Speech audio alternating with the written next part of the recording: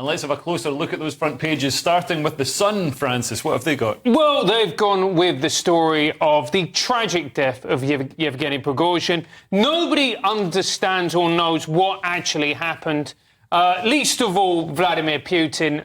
Nobody knows how he died. I'm pretty sure the one person who does know how he died is Vladimir Putin. Well, this is the thing. I mean, look, the reality was, the moment Prigozhin started that coup against Putin, his days were numbered. Yeah. And especially, as someone very famously said, if you're going to come for the king, you best not miss. Yeah. And what's even worse is, if you're going to come for the king and then halfway through bottle it and then go, oh no, I'm really sorry.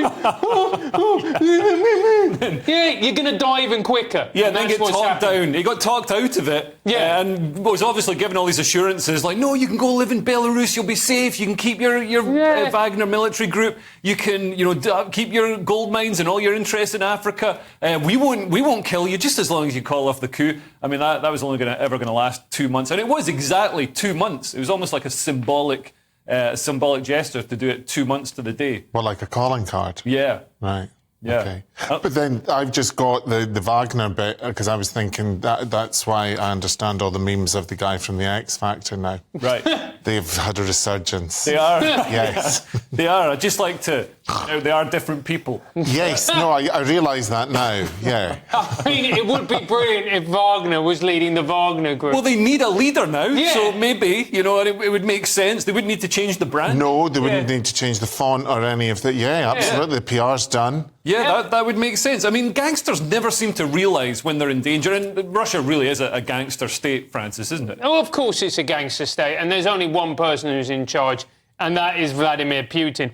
And you would think that people would understand that how it works. Yeah. And if you dare to challenge him, there's only going to be one thing that happens to you. But these people never seem to learn. So many times he's reached out and killed people. Not even in Russia, he's killed people in the UK. Litvinenko, Berezovsky, which is written up as a suicide, but it's pretty obvious that wasn't, It's obviously awful, but it's funny as well. You look at all of these oligarchs. Fell from balcony window. Drowned in the sea. Yeah, shot himself 3 times in the head with his hands tied behind his back. It's all suicides like that. And then climbed into a bag after he was dead and zipped it up. And what do you think it's going to mean for the war in Ukraine? Do you think this is going to help Ukraine, or is it actually a show of strength for Putin that could because actually Prigozhin, if we could pronounce him like, my mum's posh mate pronouncing chorito, but Prigozhin is popular, or was popular with the troops on the ground. Well, I think that this is a very canny move by Putin, because what this has demonstrated is that he's in control.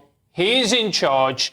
If you come and challenge him, or if you try and undermine him, this is what will happen to you. And I think Putin is now in a stronger position than ever. And actually, Russia are actually doing pretty well in the war as well. They're not doing badly. Well, I disagree on that. I think it's an attritional war, so, I mean, the counter-offensive is going to take time, but it's really paying off. Like, Ukraine has taken Robotino, or however you pronounce it, and they're breaking through the first line of proper Russian defences. So I think this is just my personal opinion. I think there could be a mad rush to the sea and cut off that land bridge to Crimea. But that's just my prediction.